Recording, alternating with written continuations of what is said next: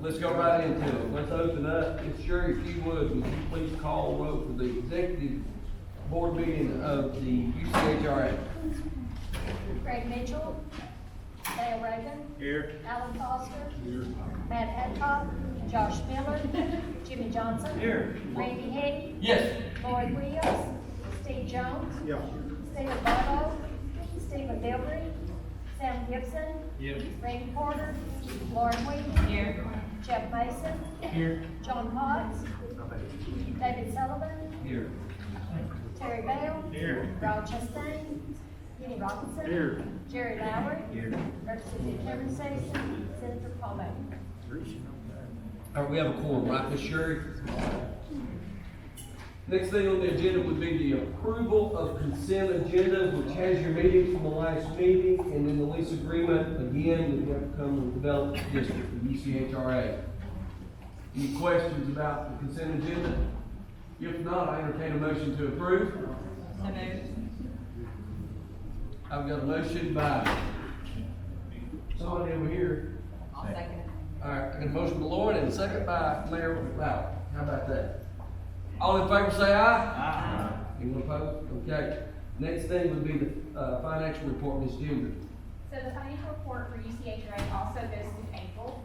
They have revenues of almost $23.5 million.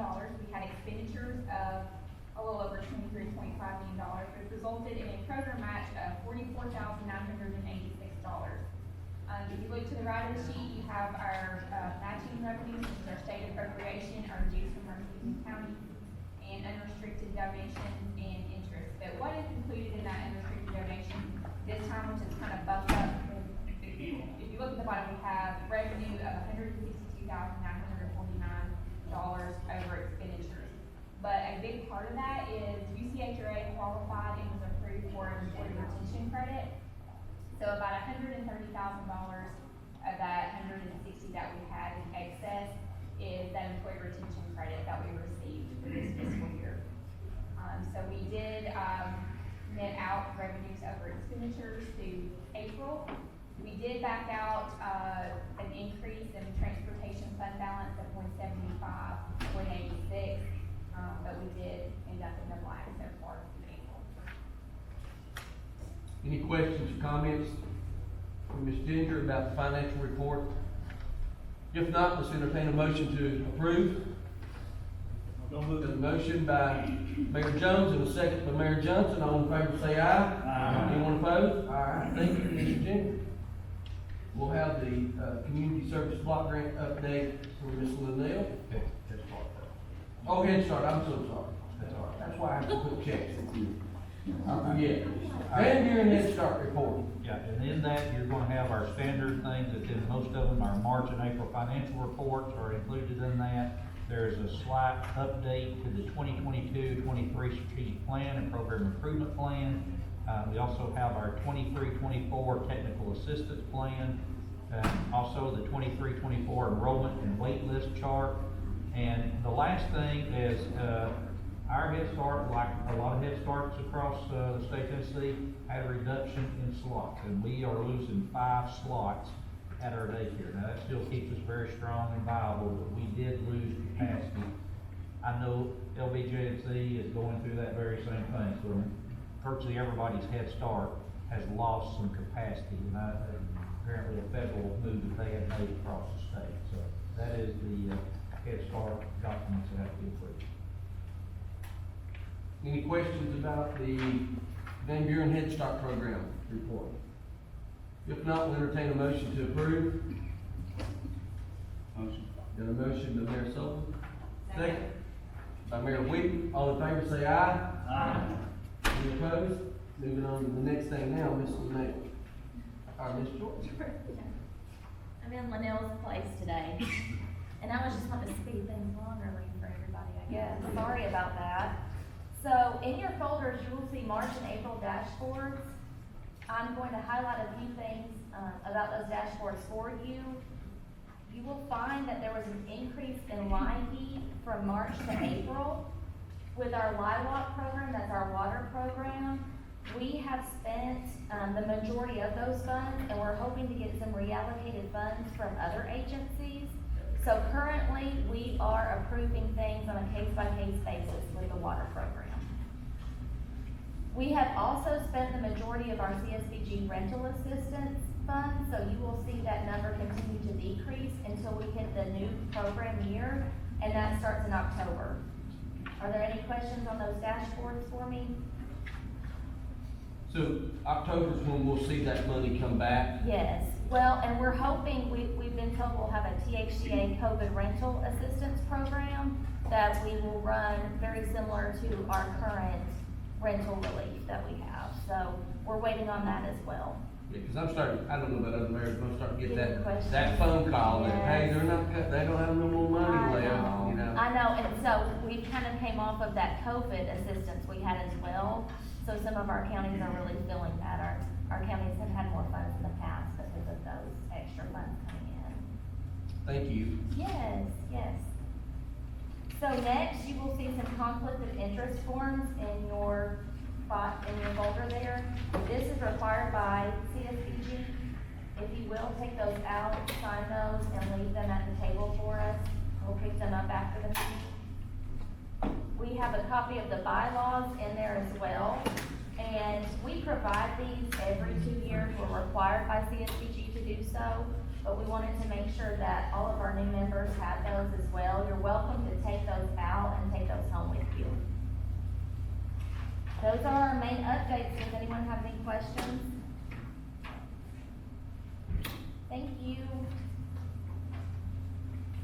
All righty, any questions for Ms. Jordan? Already entertain a motion to approve, her report. So moved. Got a motion by Mayor Wheaton. Second. Second by you take your pick. All in favor say aye. Aye. Anyone opposed? Next thing on the agenda, action items. So you got the Ms. Ginger's coming, so the budget's coming on. So the budget for UCHRA is, the same format that we looked at with the development district. You have in your packet, each of the individual programs and everything like that, but what I'm gonna go over is just the consolidated budget for fiscal year 23-24. We have estimated revenues of a little over $29.7 million, estimated expenditures of $29.8 million, with a program match of $115,882. We also have our matching revenues on the side. We have our state appropriation that we receive each year. We have our dues, and we have a little bit of interest that we earn on our checking account. Below that, you have non-grant related expenditures. This is very similar to the development district. One of the big differences is they do have interest on their line of credit. And then if you look at your revenue over expenditures, and then your match requirements, this is also a balanced budget, and it also does include a 3% cost of living increase for the employees of the UCHRA. Any questions about the 24 budget for Ms. Ginger? Proposed budget, I should say. If not, I'm gonna entertain a motion to approve the budget as presented by Ms. Ginger. I'll sure make. Got a motion by Jimmy Johnson. Second. Got a second? Second. Got a second?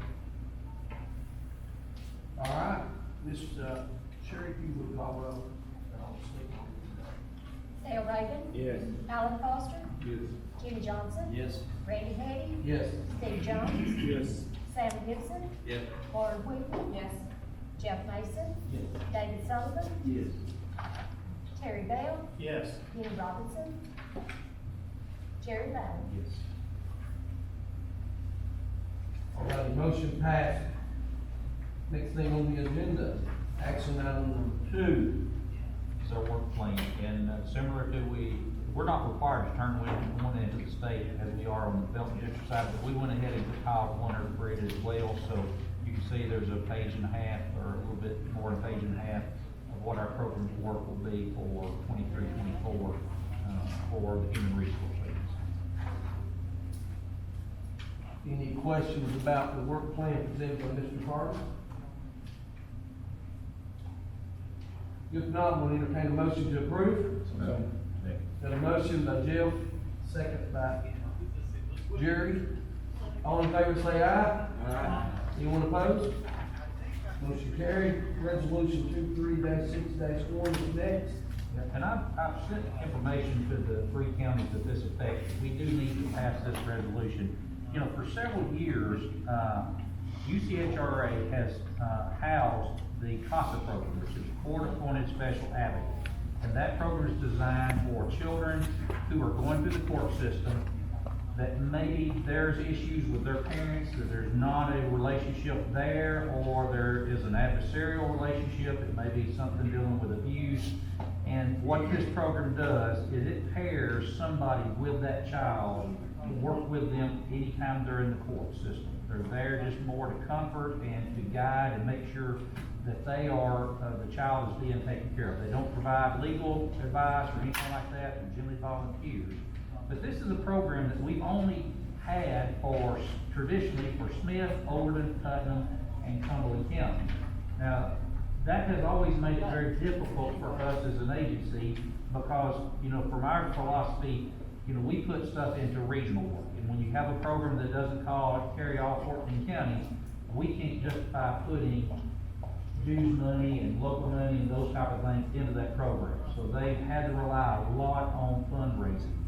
Well, just this last year, and it's their prerogative, Smith County, Judge Elder down there has, I think, started a new family advocacy or child advocacy center model that he has gone towards. So he wanted to transition away from CASA to an actual group that's doing that work. And that is fine, that's their prerogative, and hopefully that's successful.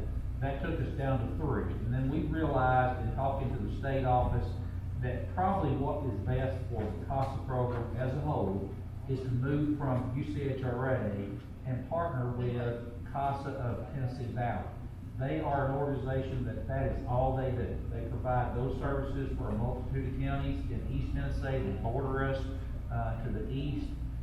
It will make them stronger, and it will help our program be stronger in the long run. So I hope you will agree to allow us to transition, and this resolution will tell Tennessee Commission on Children and Youth that starting October 1st, to make the contract to CASA of Tennessee Valley and move it away from us. And it is very amicable split. We have talked through it.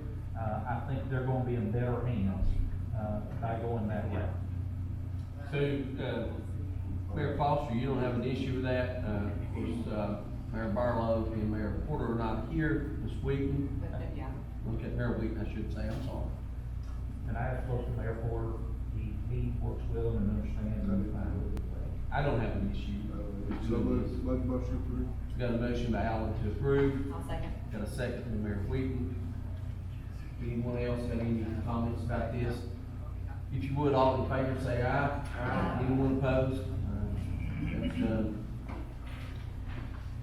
The last item on the action items you'll see in there, and we have to have this in as you have received it and approved it. It is our final fiscal, community corrections internal fiscal review, the final report. Everything is good, we had no issues. That just needs to be in the minutes that you have received it and have approved that. And the last item would be the meeting date change, and we've already got it. To 19. It's a new point, so just need approval on the community corrections board. Artie, can I entertain a motion on the community corrections internal fiscal review final report? Got a motion by Mayor Jones. Second, Mayor Bale. All in favor say aye. Aye. Anyone opposed? Motion passed. All right. Program update.